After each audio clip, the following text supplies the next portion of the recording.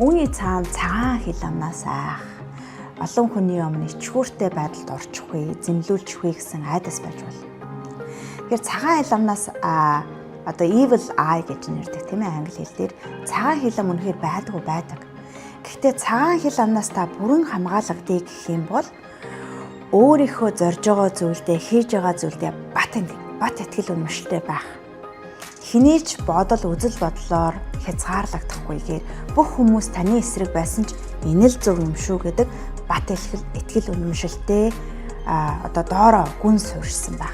Энэ үед таны энерги дүүрэн байгаад өөрөө тэр гадны хар нөлөөллөд автахгүй одоо хүрэхгүй байх хамгаалалт болж өгч байдаг. Тэгэхээр хичнээн та залбирал хийсэн ч, хичнээн ном уншуулсан ч үнэндээ та өөрөө дотроо эргэлздэг. Би энийг чадах байлуу, чадахгүй байлуу, одоо хүмүүс яа намайг юу гэж бодох вэ гэж айсаар байгаа тохиолдолд та эмзэг бас элдэн юмнууд ийж наалдамт өвтөмтгий байдалд орчих гээд байдаг. Тэгэхээр та хоёр хөлөө газар тавиад суудал дээрээ бат суугаад амьсгалаа суллаад бусдын бодол надад нөлөөлж чадахгүй гэж дахин өөртөө сануулах.